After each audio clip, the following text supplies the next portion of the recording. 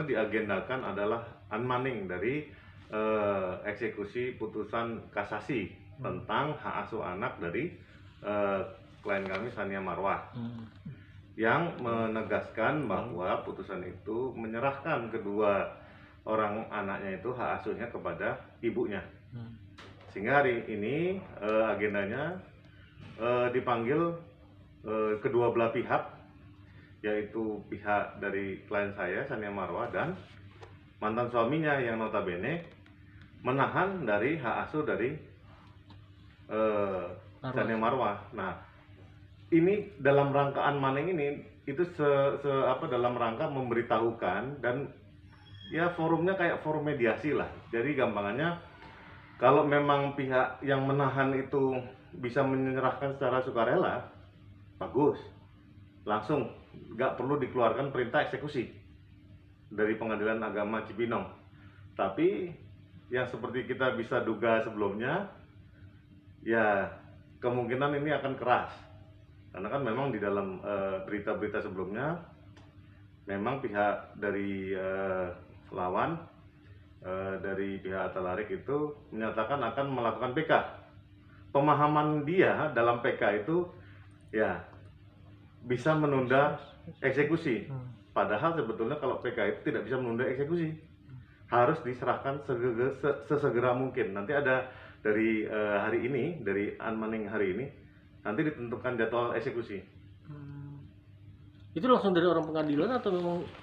Ya dari Pengadilan Agama Cibinong, pasti itu. Karena walaupun ya namanya anak itu tidak ada yang bisa dikatakan bisa dieksekusi, tapi namanya putusan pengadilan itu wajib dieksekusi.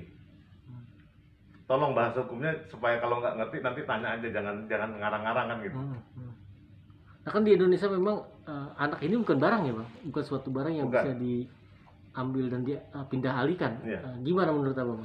Yang jelas secara sadar dan secara sukarela, sepatutnya para pihak yang bertikai itu tunduk pada seluruh putusan hukum yang ada.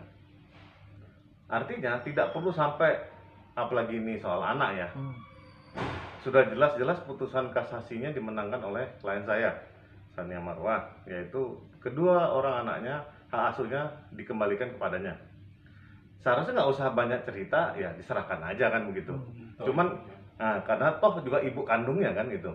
Memang ada kekosongan hukum di sini, bahwa kami juga menghimbau pemerintah Indonesia, terutama pihak istana juga harus hadir negara dalam menengahi urusan ini. Karena kenapa? Ini adalah puncak dari gunung es, urusan hukum keluarga. Ketika ada hak asuhnya yang diserahkan kepada salah satu pihak, itu tidak pernah dengan mudah untuk dilaksanakan, pasti dilawan putusannya.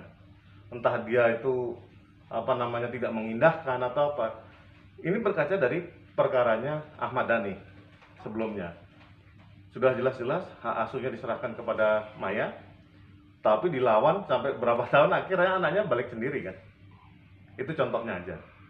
Jadi saya pikir sudah saatnya lah marwah dari pengadilan agama dan negara dan panji-panji penegakan hukum di negara ini wajib ditegakkan kembali. Bang, katanya hari ini Sania Marwah menangkan eksekusi yang hak asuh anak ya bang? Iya. Itu gimana bang? Menangkan eksekusi hak anak. Menang. Ya, kalau dalam artian memenangkan itu memenangkan dari gugatan hak asuh anak. Nah, kalau unmanning ini adalah bagian yang tidak terpisahkan dari pelaksanaan eksekusi putusan kasasi itu sendiri. Jadi tolong pemirsa di rumah mengerti bahwa sebetulnya eksekusi itu adalah bagian yang tidak bisa dipisahkan dari pelaksanaan hasil putusan pengadilan. Tapi ingat, karena ini anak, memang tidak ada yang namanya dieksekusi kayak disita, diambil gitu, nggak ada. Harusnya dihimbau. Tapi kan berhubung ini lawannya ini ya seperti berkaca yang sebelumnya, ada kekosongan hukum, dan memang marwah dari pengadilan agama itu menurut saya selalu mudah dilecehkan. ya dari berkaca perkaranya Ahmad Dhani kan, tidak ada satu kekuatan yang muncul di negara ini untuk menegakkan hukum itu sendiri. Jadi lemah sekali. Nah, mungkin bisa dilanjutkan sama Ya, jadi ya sekarang gini ya, kalau putusan itu sudah berkekuatan hukum tetap, itu kan bisa dilaksanakan dan harus dilaksanakan. Masalahnya tadi rekan saya sudah menerangkan bahwa kendalanya ini kan objeknya anak. Ya. Selama ini berdasarkan tadi disebutkan kasusnya Ahmad Dhani itu tidak dilaksanakan. Tapi sebagai sebuah negara hukum, selalu ada jalan keluar, selalu ada mekanisme yang bisa dilaksanakan. Kami yakin itu. Kenapa begitu? Di negara kita, masalah anak ini kan udah diatur sedemikian rupa. Ya kan? Terutama ada undang-undang perlindungan anak. Perlindungan anak juga mengatur kasih sayang anak dari orang tuanya. Dihubungkan dengan putusan pengadilan itu, di mana hak asuh jatuh kepada ibunya. Kalau kami punya pendapat bahwa pelaksanaan eksekusi itu harus melibatkan organ-organ pemerintah, organ-organ negara yang terkait, misalnya melibatkan KPAI, melibatkan kepolisian, melibatkan misalnya aparat-aparat setempat, ya kan, ada namanya Satpol PP, Linmas, itu kan juga mereka juga, jangan kita berpikir kalau misalnya Satpol PP itu kegunaannya cuman misalnya penertiban barang-barang, dia enggak juga, dia melindungi masyarakat dalam kaitannya dengan proses eksekusi terhadap anak.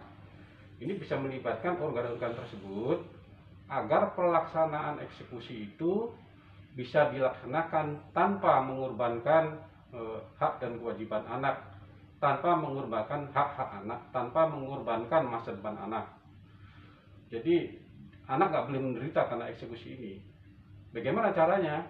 Yaitu hadirnya organ-organ pemerintah, organ negara, organ pemerintah daerah dalam pelaksanaan eksekusi ini.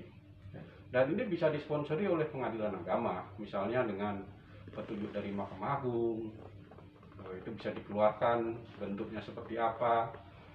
Dan saya pikir klien kami itu Sania Marwah tidak akan putus dengan hambatan-hambatan yang ada, pasti akan mencari satu solusi yang bisa dijalankan atas pelaksanaan eksekusi yang hari ini sudah dimulai dengan unmoney itu.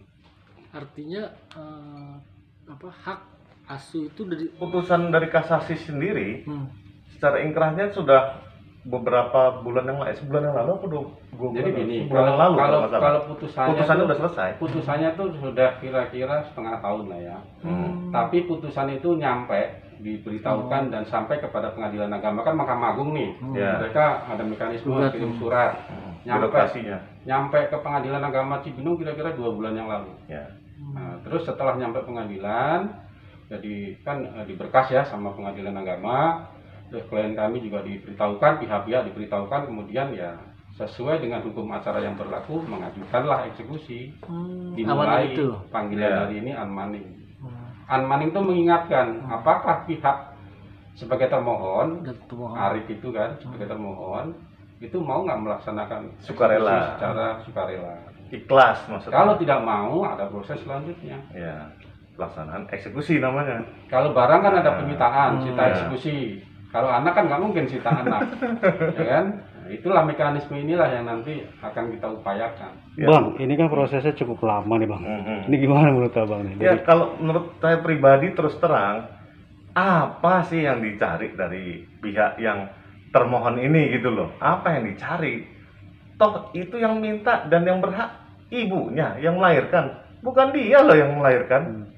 Nah, dia itu wajibnya sebagai laki-laki, sebagai suami memberikan nafkah. Yang ngasuh ya ibunya lah, apalagi itu di bawah umur. Dia berkilah segala macam psikologis apa segala macam. Saya juga bingung dia ilmunya dari mana, saya pikir. Ya kan? Apalagi dia melihat ini ada putusan yang ingkrah. Sudah berkekuatan hukum tetap, apalagi mau dalihnya, mau dalih hukum apa kayak hukum nggak jelas. Saya pun bingung gitu loh. Nah, makanya saya menghimbau dan mengajak seluruh elemen yang peduli soal perlindungan anak dan wanita. Ini puncak dari gunung es. Ketika ada putusan berkekuatan hukum tetap, tidak Nah, dilindungi. pelaksanaannya ini hampir dikatakan zero, nol besar. Lah omong kosong negara ini katanya mau melindungi setiap hak warga negara. Lah hak anak yang jelas-jelas harus dapat kasih sayang dari orang tua, terutama klien saya aja, tidak pernah diindahkan sama pihak yang termohon ini. Ini kan konyol. Lah negara ini ada nggak sih? Ini hukumnya jelas loh, putusannya jelas loh.